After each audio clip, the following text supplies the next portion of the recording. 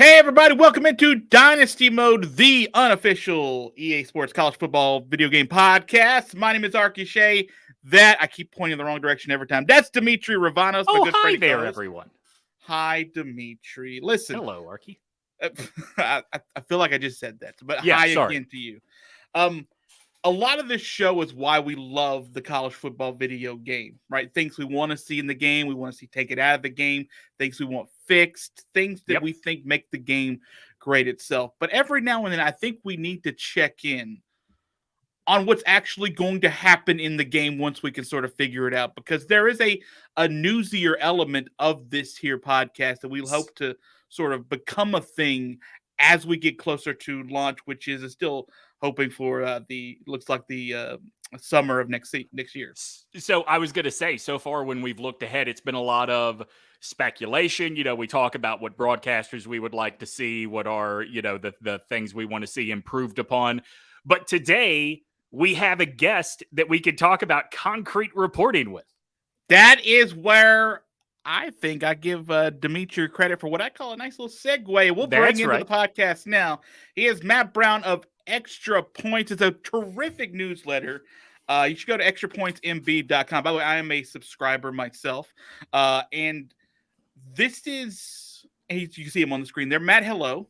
Hey, fellas. Thanks for having me. That's if you're the YouTube version. If you're just in the podcast, you just heard him for the first time, and there you go in the room. Matt, so you've done a lot of terrific reporting on this here video game that we cannot get enough of. Our pants get so tight when we think about this game coming back to us. What an awkward time to freeze. It could be because I've overeaten. You don't know that. But we get so excited for the game to come back. It's good to be able to talk newsy type stuff with someone who has sort of been in the weeds for this for a long time now. So thank you for doing this time. No, yeah, you bet. I've been fortunate that some of my open records requests have been able to actually bear fruit to give us some information about what EA and what the collegiate licensing company has been communicating to schools about this project. And that's led then to relationships that have deepened with CLC and with EA and with some of these athletic directors. And, I can't tell you exactly what the gameplay is going to look like. I don't think anybody at EA knows that yet, but I am able to share some things, and hopefully that's instructive on some level for people that really care about this game.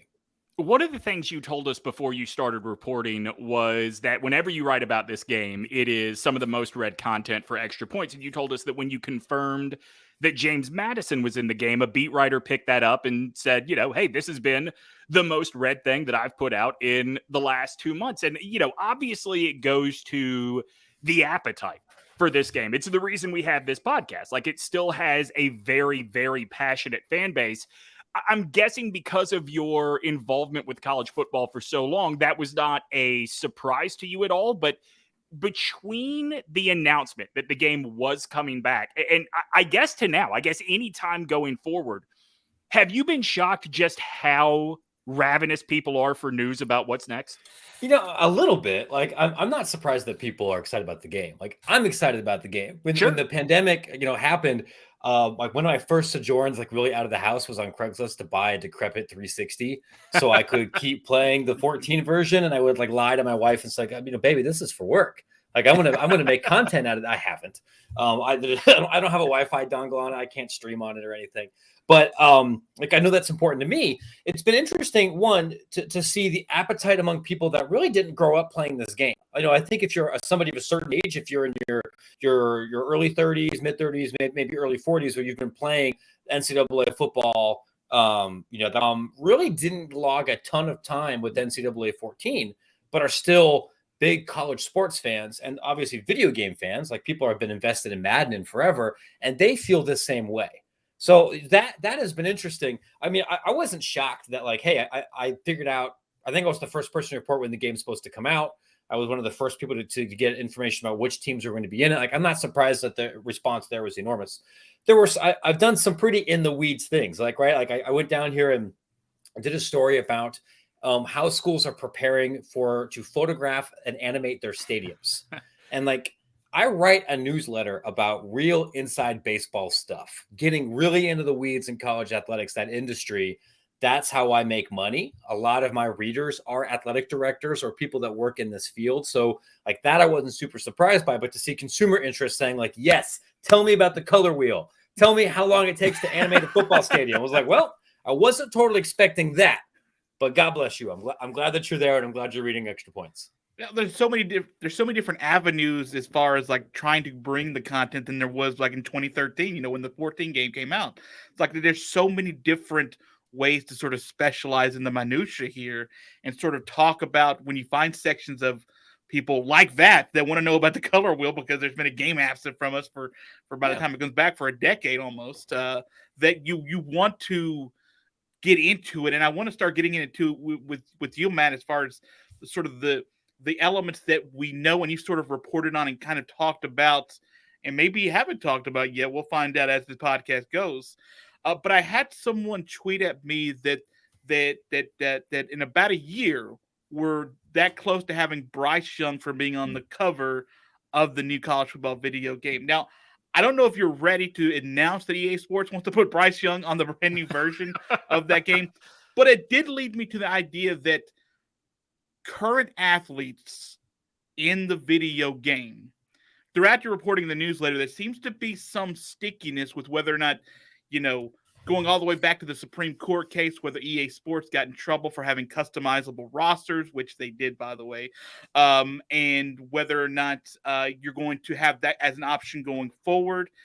Do we know where sort of EA Sports kind of stands, whether or not they're going to have current players with a new changing landscape of name, image, and likeness, whether that's something that they want, or do they want to go to the direction of, look, we will just make these avatars and some of you guys will just get used to it because it's kind of what you do for dynasties anyway.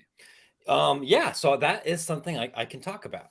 I can tell you based on my communications with folks at EA Sports, with folks at athletic departments, and from documents that I have read from the CLC, which is the major licensing agency that works with EA Sports.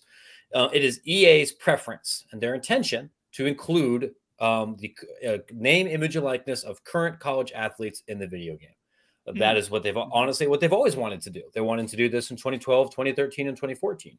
The hang up is that, previously EA wasn't allowed to pay anybody for doing this. Now they are allowed to.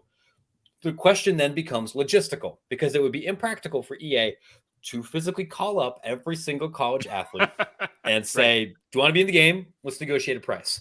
When, for Madden, what happens is, EA Sports will enter into a licensing agreement with the players union, and they will have a collective contract to take care of likenesses that way. That's how every pro sports vehicle does this. But of course, in college, there is no union. What I can tell you is that there are now multiple companies that are working to create what are called group licensing options for college athletes. If you're a fan of a P5 institution, there's a pretty good chance that your school has already done something like this already. There's the biggest firm that's been in the space is a company called the Brandar Group. What they've been doing with a lot of major schools, both big schools and some G5s, is entering an agreement saying like, okay, now we're going to do this for jerseys. So we've entered in this licensing program, and now we're going to print jerseys and sell them in the bookstore with the players' names on the back. And if we sell one of those jerseys, Brandar Group gets a small chunk, and the university gets a chunk, and now the athlete for the first time gets a chunk. Same thing with pro jerseys. And what I've been told is that once enough of these schools figure out how they want to handle group licensing at the individual level, so that one licensing agent has like a critical mass of schools, EA will negotiate with that agency, and they will come to some kind of agreement. I imagine you're going to look at a per athlete licensing fee in the mid to low four figures, one-time payment. I think is the range that that would be similar to what we saw with the O'Bannon payments from before. And then once they have that, then once that's like public, then they can go back to all the stragglers and say like, check this box and mail it back to us if you want in. They're probably not going to get every single athlete, but if you get 75, 80% of them and then randomize the rest, you're in the clear. In the it's funny, this is super inside baseball, but like the two major group licensing agency groups, One Team Partners and Brandar Group, had a joint marketing agreement that ended this week. And so it might take a little bit longer for one group or the other to have the critical mass. But I have been told that EA is hoping to be able to announce something like that like this summer. That's interesting. Yeah. The price you mention is way beyond, what I would have expected. I think for years, and granted, this is just uneducated fan speculation, even on my part, but for years, I think the way of thinking for a lot of people was just offer these kids a free copy of the game, and certainly they will do it. I wonder if, based on your reporting, not just about this game, but of the inside baseball of college athletics departments in general, is NIL and the plethora of these deals out there, has it driven the price up? Or if EA Sports wanted to do this, was it always going to cost them about a 4-figure payment per player? It was always going to cost that because they got their ass sued in court. And like, that's what the settlement was. Like, that's what they had to pay out for O'Bannon. That's what like a federal court said was part of what they owed athletes given the sales of the game. What is less clear is whether like one thing that I think people forget is that the last college football game happened really just as this current generation of consoles was getting into the online era. A lot of people still played Xbox 360 without being connected to the internet. And so while there was an Ultimate Team mode and their DLC did exist, that was a much smaller component of sports games than it is now. Like, I don't think I'm telling tales out of school. There's going to be a DLC component in the next college football game. There's going to be an Ultimate Team mode, and that's going to be an option for reoccurring digital purchases, just like there is in Madden and 2K and FIFA and these other places. What is less clear at the moment is, do the athletes get an additional cut of that DLC money compared to the cut for the original licensing in the game? And that might depend on who's actually included in Ultimate Team or what kind of promotions happen throughout the year, or if EA wants to negotiate something different with a special athlete. That's on the table, just like the payments to the schools themselves will fluctuate between your lump sum for being in the game and then potentially a percentage of future DLC payments down the line. The NIL stuff that you're seeing right now hasn't played as far as I know, a significant role in the payouts to the athletes. Oh, okay. That's sort of interesting to sort of pay. I was doing the math on that, and if you got all 130 plus teams, and you paid each of the 100 players roughly $5,000 or something, mid four figures, that's like $66 million.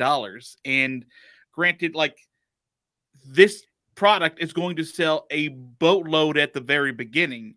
I just sort of wonder, like, if you were EA Sports, if that's something that you would, like, try to navigate around, obviously because of the lawsuit before, and also just financially.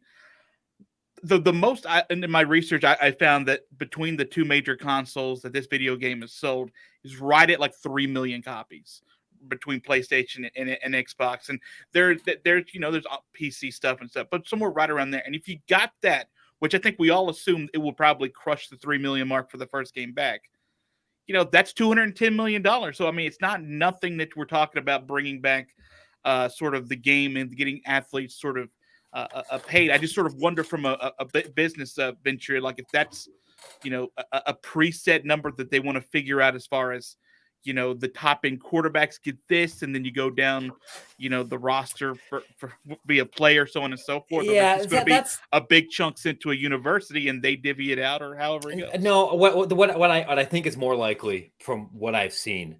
One, I think a $60 million for all athletes is probably going to be on the high end. Okay. I think rather than 5,000, I think closer to 2 or 3 is what's more likely, and they're not anticipating to get every single person. Two things, right? So one, the payouts that they give to the school themselves, that is on a sliding scale. They do not pay Ohio State the same amount of money that they pay Ohio to be in the game, and that sliding scale is based off of top 20 final AP top 25 rankings over like a cumulative period. So like if you've been ranked X number of times, you're in tier. There's 4 tiers, right? I feel like, so if you're awful, you're in tier 4. Your licensing payments, like, I don't know, like $15,000 or $20,000. I have to look at the sheet again. On the high end, it's in the 6 figures, like not huge 6 figures, but like that's the difference. You also have to remember that, like, beyond being able to exceed 3 million copies sold, which I think is definitely on the table, There is a mobile component for sales and digital sales that did not exist for NCAA 2013, 2014. That will be a part of this. Again, there's that DLC and digital and virtual currency component, which was just in its infancy at this point. And there's other licensing capabilities. So I think the total market size for this product isn't really the same as 2013 and 2014. 60 million I think would be very much on the high end.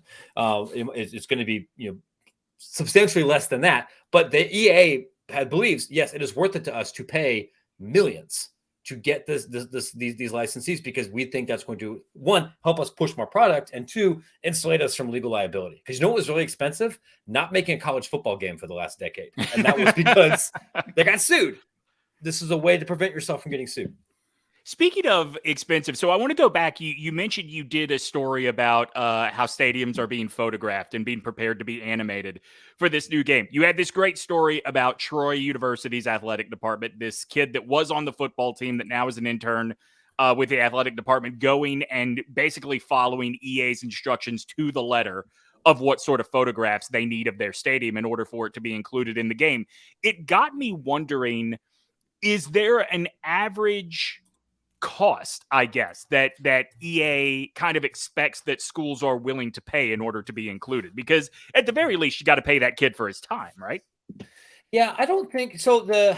When you look at the assets that a school contributes to be in the game, you think of uniforms and logos and fight songs and mascot and stuff independent of the stadium. And what I'm told is that is pretty plug and play.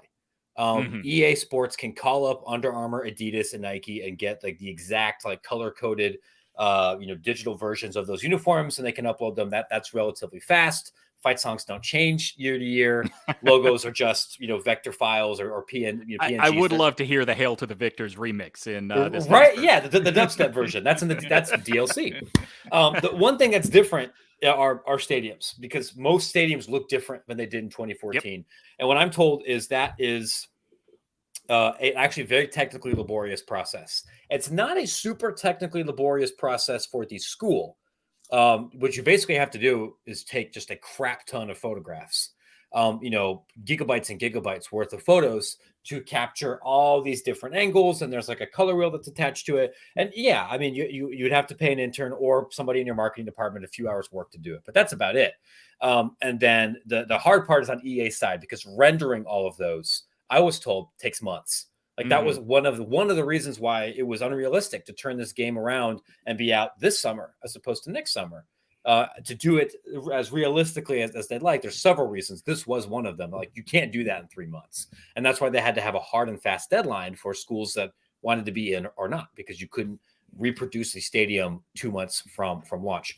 It's not, so I don't think it's very much a financial ask from the schools on this side. Although I did hear from schools at the FCS and D2 level that were like, if we could pay $25,000 to be in this game, we would do it, because we will get that much back in marketing. But schools are going to make money from this rather than spend money to be a part of this project. I think that's a perfect segue for my next question. And by the way, that kid's name's Carlton Marshall. By the way, I want to give him a shout out. And he's still on the team. He's an all senior year, right? All Sun Belt caliber player. Very good defensive football player. Yeah, I really loved reading about that kid in your newsletter. By the way, the newsletter, Extra Points, you can find that on the website, obviously extrapointsmb.com.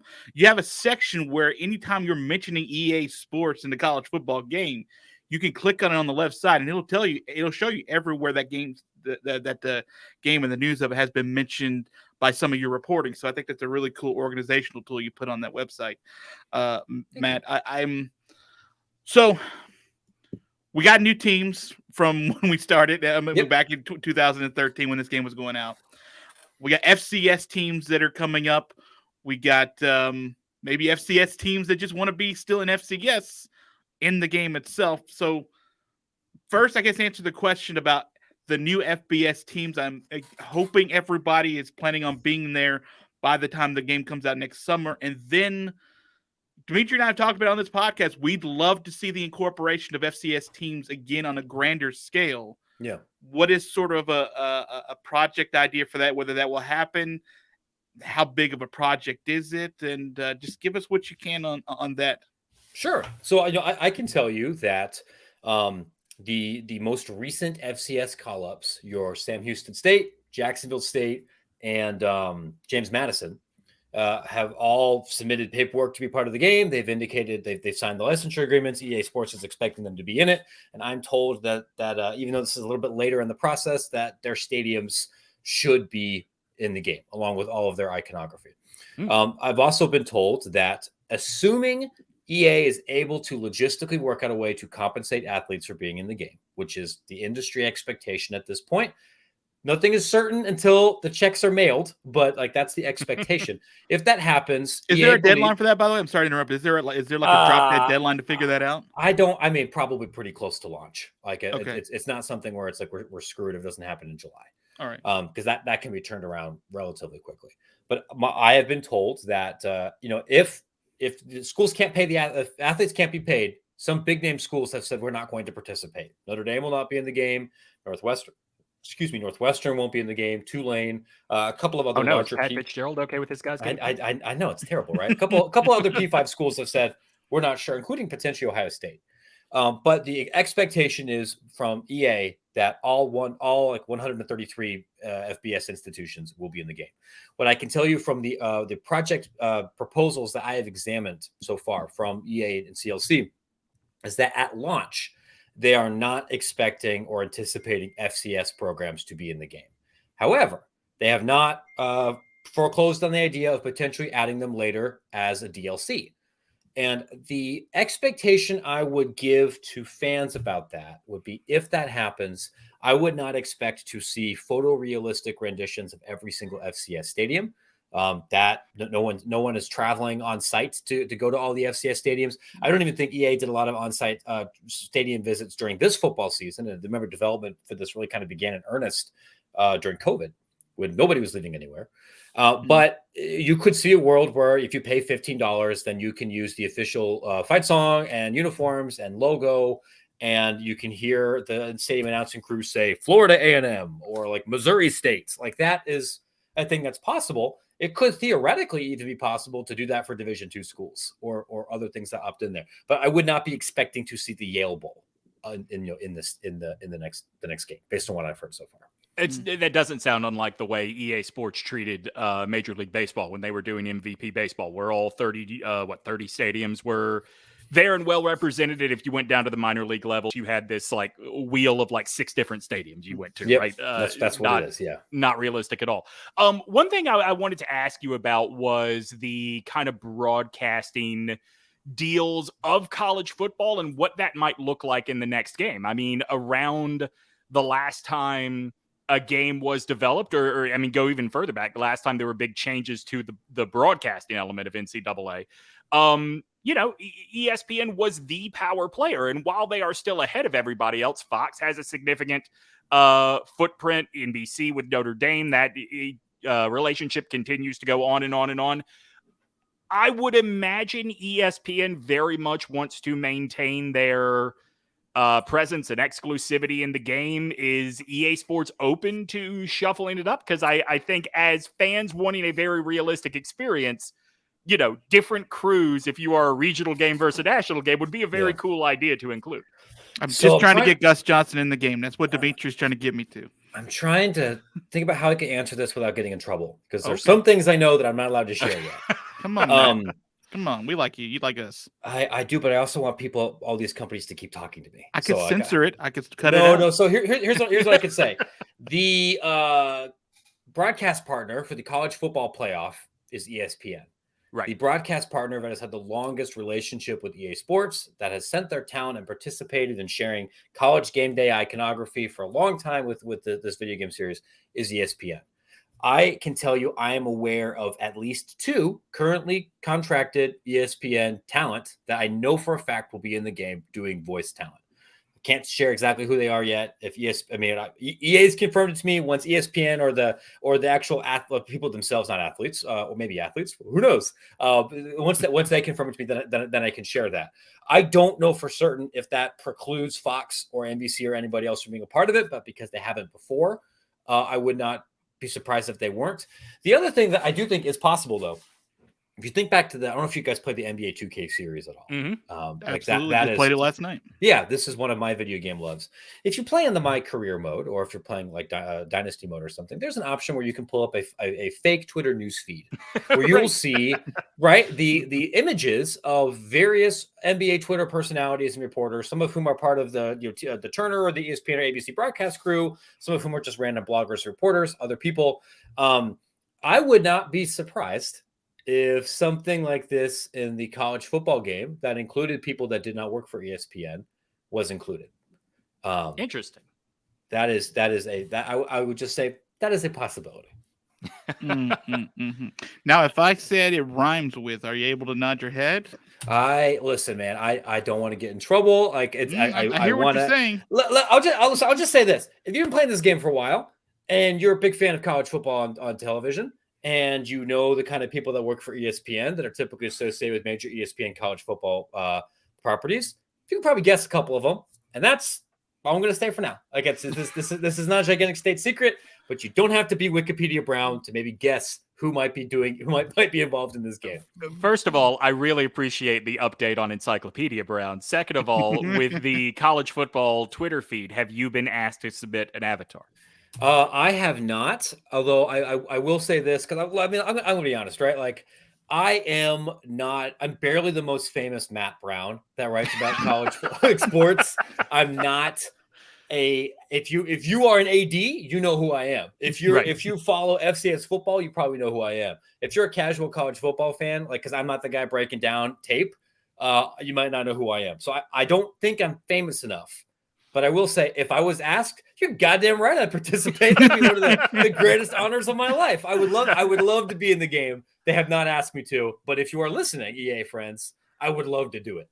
Listen, I can't put over his newsletter enough. Like literally this week was reading about conference realignment when it comes to schools like Chicago State and stuff like that, where like it's deep into the weed stuff. It's not just where's Oklahoma and Texas going to go. Like it's a lot of really cool things in a very shifty environment that is college sports right now. So I really do appreciate you doing that. So I noticed that you were able to get a copy of the CLC video game proposal for institutions that got sent in January, I think, of last year, right to the institutions to start trying to figure out how to opt in for the game and start negotiating points, I guess, to get into what would be the game coming up in 2023. And one thing that I found interesting in your reporting is that it looked like that there's going to be a cutoff on the systems that the game might be able to be even played on. So as far as like older Xboxes or PlayStations, I don't mean going back to the original Xbox and PlayStation 1, but I sort of mean like, if you don't have a PS5 for the PlayStation, you might not be able to play this game. Is that something that you've sort of continued to see as a possibility for when the new game comes out next fall? I think that is a possibility. And part of the challenge, of course, is that even now it's still kind of difficult to get a PS5. And they don't want to price, if access to the current generation of consoles is still difficult by next summer, there's going to be some pressure to release on both. But I know the thinking was, look, we'll be 3.5 years into the PS5 when this comes out. The hope is that maybe some of those supply chain issues will have been resolved. The one thing that I do really feel comfortable saying, can I sit here and promise you this game is going to be good? I can't. I don't work for EA. I understand the concerns that people have about EA. The one thing I can promise you is that this is not going to be a cookie cutter reskin of the latest Madden game or of NCAA 2014. They had to redo almost the entire coding architecture of this game because the last game was 2 consoles ago. All the development team is gone. And that, to rebuild everything using modern engines to try and have a more modern view of and depiction of what the recruiting process looks like, and in particular, what college football offenses look like. Remember, RPOs weren't really a thing in 2014. This is stuff that I've been talking about ever since we started this podcast. Like, it was so clunky getting just read options involved, right? Like how are they going to do RPO? That was the gigantic technological marvel in the last game was they finally kind of got the read option and multiple reads working, which wasn't the case earlier. So all of this is to say this takes a lot of hardware, a lot of juice. So I don't want to say it's impossible that this game could be on the PS4, but if the most important thing for you is I want to be able to play this game, you should get the current edition of a PlayStation or an Xbox, in my humble opinion. Okay, so the Xbox Series X, I think it is, or the PlayStation 5 is probably what you're looking for. By next summer, put your pennies and nickels away, try to figure it out, and then try to find one for the most part. Xbox seem to be pretty easy compared to the other one. Yeah. So something I was also interested in, and as far as what we could sort of talk about with the new game is, do you get any indication from any of your reporting in your conversations about how, let's just say, besides bringing like a campus legend mode or a mode like that that's just going to be ultimate team mode back and new and improved, as far as how thorough the mode that Demetri and I love, as so many people love, like the Dynasty mode might be, like if there is a significant amount of time and effort and energy being put into that standalone feature inside the game. What I can tell you is that the company is not ready to really get in the weeds with the public yet about gameplay. Mm-hmm. And they have not gotten super into the weeds with their campus partners exactly about gameplay. But what I can tell you is that this development team is acutely aware of how college football has changed dramatically since 2014. And that they have both formally and informally reached out to experts, from coaches to reporters. This does not include me, but and other subject matter experts, to figure out what changes do we need to make to make this as realistic as possible, but also still carrying individual licenses. So like, do I think that you're going to be able to like press X to drop gold Trans Am and like press Y to pull 81 SMU? I feel pretty confident that's not going to happen, because SMU is not going to want to license their name to. I don't know. Did you see they put a gold Trans Am? I did. So maybe that wasn't the best example. Like Notre Dame would frown on those shenanigans, right? Or Michigan. Right. But do I? This is me using call this an educated guess. All right. Do I think that there will be a more robust transfer system for roster management compared to previous versions of the game? Yes, that is an educated guess. I think that will be part of it. Will I don't know to what extent name, image, or likeness, or salary caps, or other financial transactions will be a part of recruiting. But I people that build this game, like this is one of the things that's unique about the college football franchise versus most major video game brands right now. The major, like and for NBA 2K, like the modes that will get by far the most attention and the most player engagement are My Team, which is like the ultimate team, card flipping game, or My Career, which are neither. But people play franchise, but that is not the flagship part of the game. It's not really the flagship part of the game for NHL. It's unquestionably not the flagship part of FIFA. The flagship for the NCAA football franchise for most people has been individual dynasty mode.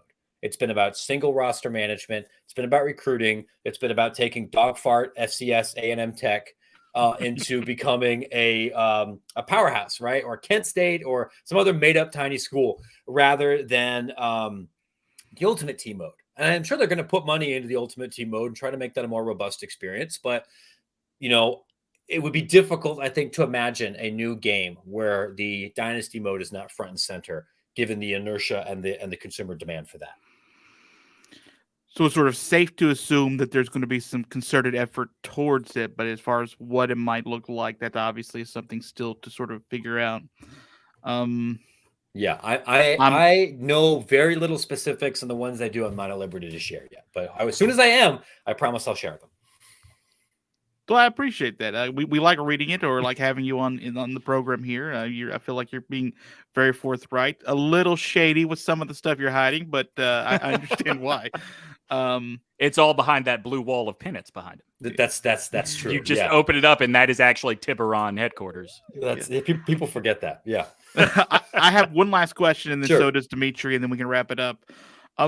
this game obviously has meant so much to sort of so many people. And the fact that you played pretty well the inertia with this franchise for obvious reasons has been something that's really sort of waned on people. Do you feel like you you feel like they feel the pressure for this game to be very, very, very good? Because from a lot of reporting and gamer scores, now you can go back and look back that the best one of these games still was like 6 or 7 years before the franchise ended up ending. So do you feel like that there is some pressure from EA that they want to have this first game back be as clean and organized and good of an experience as possible, given all of that?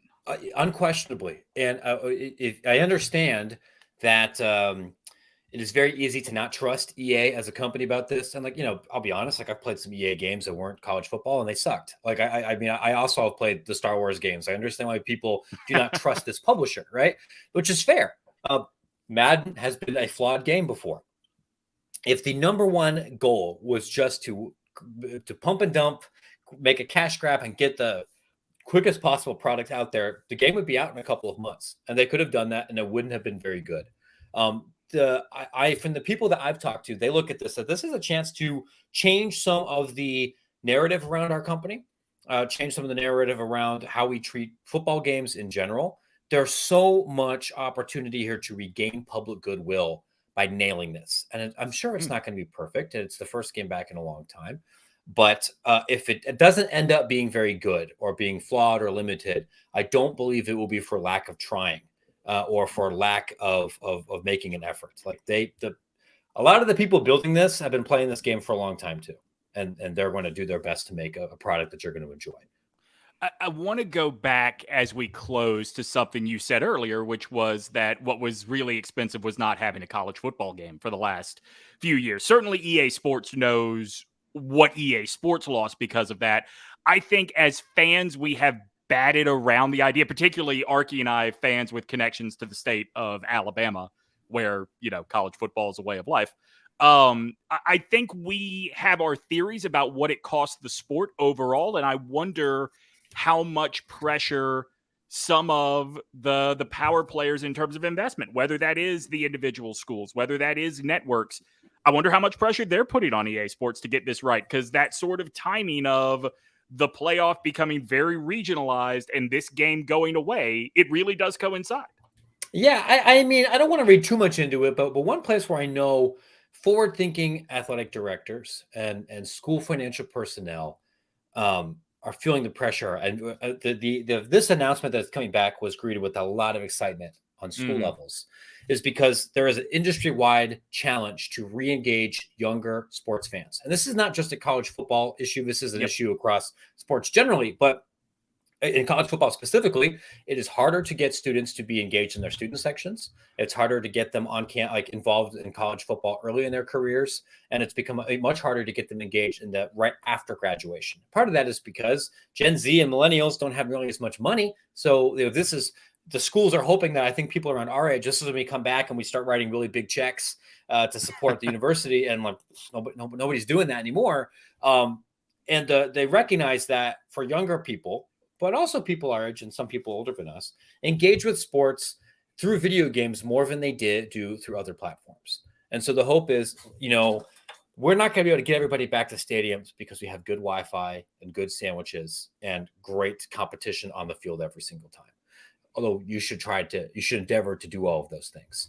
But some people are going to fall in love with the sport and the brands and the characters and the iconography and everything through the game. A story that I've told a couple of administrators, like I grew up in Ohio. I live in Chicago now, but I grew up in Lincoln County. I went to Ohio State, spent a lot of time in Columbus. And as a son of Ohio, I had no idea what an HBCU was because nobody I knew in my world, even Black friends and colleagues, went to one of those schools. So I didn't know what Florida A&M was or Morgan State was literally until that game. There are plenty of schools that I had no idea existed, didn't know what their campus looked like, didn't know what they were about.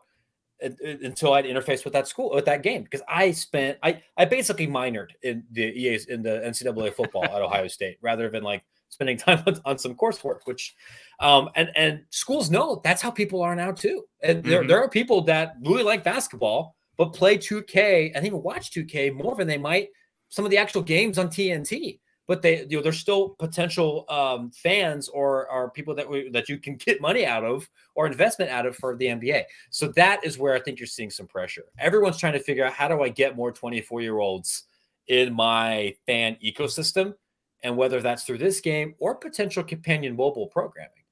I think those are things that can play a role in getting more people plugged into college sports. Us youngins like our video games. They do know that. We will play them, and I will spend many. My wife and son will not know I exist the entire month that comes out. I promise you that unless they happen to come by the room that actually smells like a dead body, they will not know that I'm going to exist. Every time, I swear to you, this is true. Every time my son beats me by 4 goals or more in FIFA, I remind him that this game is coming out, and he will get his eventually. Well, Demetri said he was waiting for this game to buy a PS5. Like he has waited just for this game for that system. Well, now's your chance. Like, there aren't a whole lot of great PS5 exclusives right now. So if you can get a hold of one in the next 8 months, if the price drops a little bit, I think that's a good idea. Yeah. Matt Brown of extrapointsmb.com. That's where you can sign up for the newsletter. I highly subscribe you to subscribe to it. Maybe I should prescribe that to you. That's right. Thank you. And I'll real quickly, I will just say this. There is a free component. You can subscribe to Extra Points for free. I'll give you 2 newsletters a week.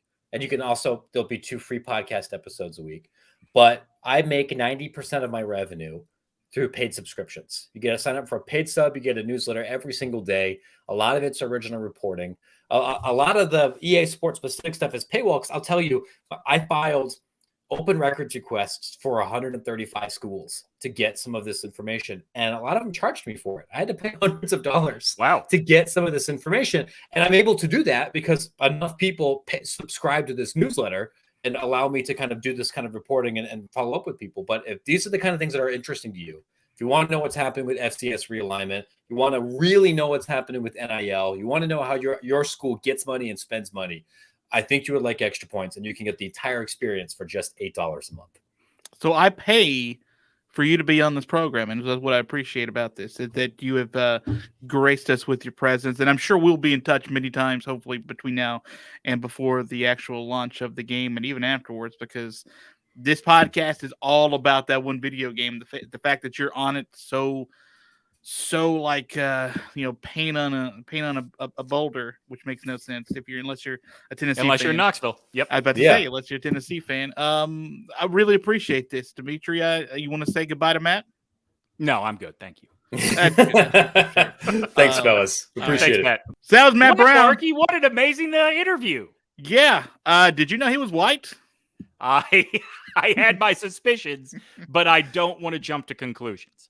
I think that was a really interesting interview to talk to him about, because our love for this game is unparalleled, but like getting into like actual knowledge of the game coming out sort of makes it feel less like fantasy and more like reality to me. I do like, the goal for this podcast is we do want to talk to the people that helped make the old games that we love and are making the new one now. But that is everything we want this podcast to be. Like, Matt is so plugged in a way that I don't think other journalists are, because I think there had to be, you have to love college football the way the three of us do. You have to have grown up at a time where, like, since your teenage years, you couldn't imagine a world without this game. And for 10 years, you have felt an empty space in your life. And I think that clearly Matt does. I mean, I would encourage everybody, if you subscribe to Extra Points, M as in Mary, B as in boy, or as in Matt Brown. .com. There's a pretty solid way to get it the other way. Yeah. extrapointsmb.com.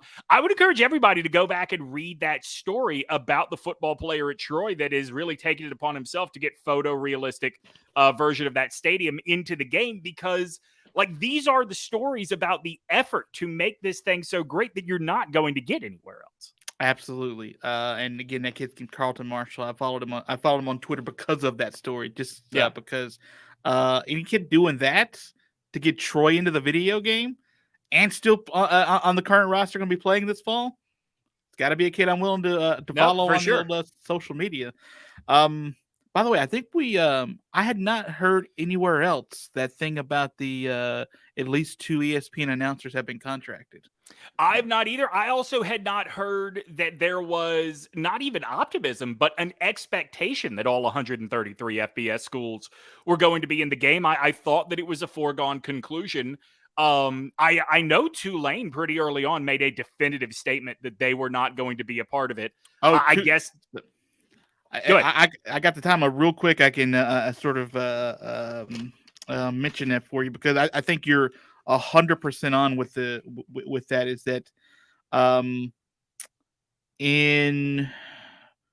as soon as the NCAA started to pull out in July of 2013, right after the game came out, they pulled out with their license. So did the Big Ten, the Pac-12, the SEC, and when the game got announced that it was coming back, Notre Dame said no, Northwestern said no, Tulane said no, but that was all because we don't know how we're paying the players yet, as sort of Matt Brown has sort of talked about on here. And once they get that figured out, be surprised if there's no Tulane in the new video game. No, I think that Tulane is a very common starting spot for my career in this game.